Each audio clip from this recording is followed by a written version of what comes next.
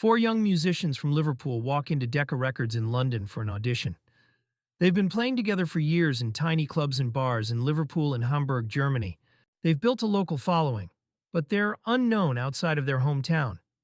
This audition is their big shot. If Decca signs them, they could finally make it. The Beatles perform 15 songs for Decca's executives. They play rock and roll covers. They play their own original songs. They give it everything they have. Then they wait. A few weeks later, Decca Records sends their decision. Rejected. The letter says, guitar groups are on the way out. The Beatles have no future in show business. Decca chooses to sign a different band instead. A band called Poole and the Tremeloes. You've probably never heard of them, because they disappeared into obscurity.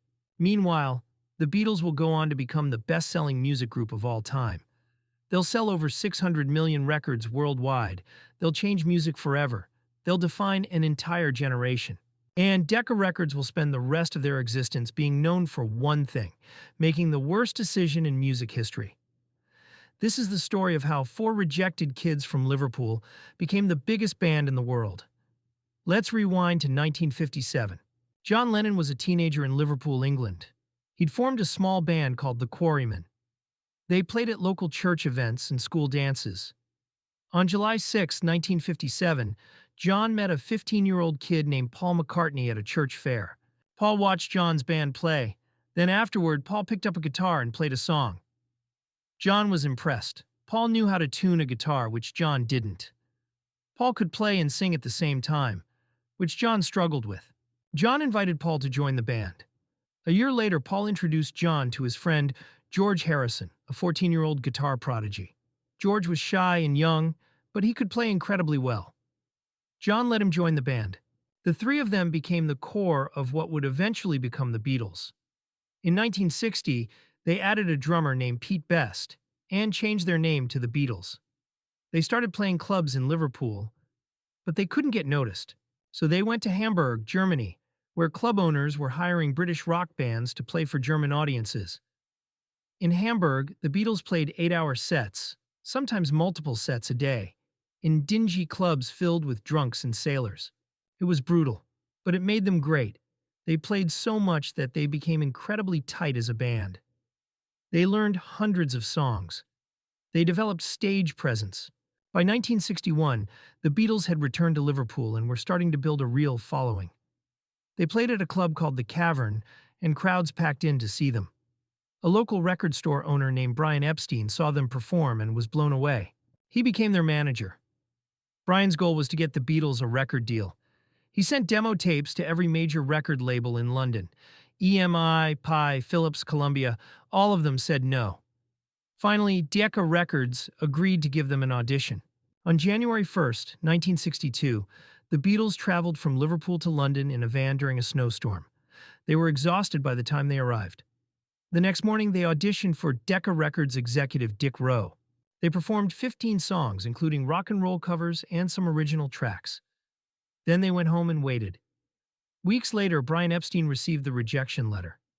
Decca said, "Guitar groups are on the way out. The Beatles have no future in show business." Dick Rowe, the executive who made the decision, chose to sign Poole and the Tremeloes instead. His reasoning? Poole and the Tremeloes were based in London, so they'd be easier to manage. The Beatles were devastated. They'd traveled all the way to London in a snowstorm for nothing. Brian Epstein was furious, but he didn't give up. He kept pitching the Beatles to labels. Finally, a producer named George Martin at EMI's small Parlophone label agreed to meet with them. George Martin wasn't particularly impressed by their demo, but he liked their personalities. He thought they had charisma. In 1962, George Martin signed the Beatles to Parlophone. There was one condition. He wanted them to replace their drummer, Pete Best. The Beatles agreed. They brought in Ringo Starr, a drummer they'd met in Hamburg. Now the classic lineup was complete: John Lennon, Paul McCartney, George Harrison, and Ringo Starr. In October 1962, the Beatles released their first single, Love Me Do. It reached number 17 on the UK charts. It wasn't a massive hit, but it was a start. In 1963, they released Please Please Me. It went to #1 in the UK. Then came She Loves You. Then I Want to Hold Your Hand. Suddenly, the Beatles weren't just a band. They were a phenomenon. Fans screamed at their concerts. Girls fainted. The press called it Beatlemania. In 1964, the Beatles went to America. They performed on The Ed Sullivan Show in front of 73 million viewers, the largest TV audience in history at that time. America went crazy for them. By the end of 1964, the Beatles had 5 #1 singles in the United States. They were the biggest band in the world. But the Beatles didn't just make pop music. They revolutionized music. In 1965, they released Rubber Soul, an album that blended rock with folk and introspective lyrics. In 1966, they released Revolver, experimenting with studio techniques that had never been used before. In 1967, they released Sgt. Pepper's Lonely Hearts Club Band, widely considered one of the greatest albums ever made. It changed what a rock album could be. The Beatles pushed boundaries. They used orchestras, sitars, tape loops, and backward recordings.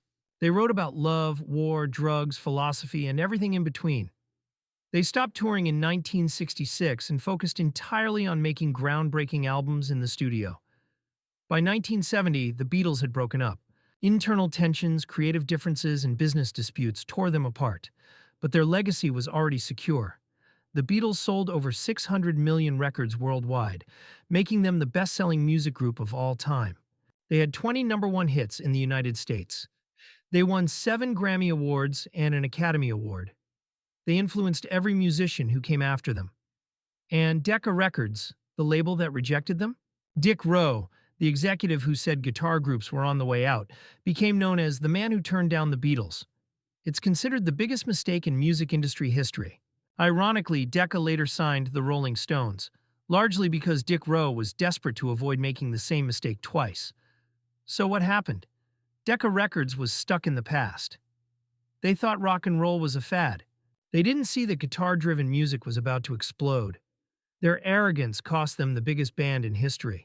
The Beatles were rejected by multiple labels. But they didn't quit. Brian Epstein kept knocking on doors until someone said yes. Persistence paid off. George Martin saw something in the Beatles that others didn't. He gave them creative freedom. He let them experiment. And they repaid him by changing music forever. The Beatles didn't just play music. They evolved. They went from simple pop songs to studio masterpieces. They never stopped pushing boundaries. The Beatles were told they had no future in show business. They were rejected by one of the biggest record labels in the world. But they didn't stop. They kept playing. They kept writing. They kept believing, and they became the greatest band of all time. Because sometimes the people who say no are the ones who get left behind.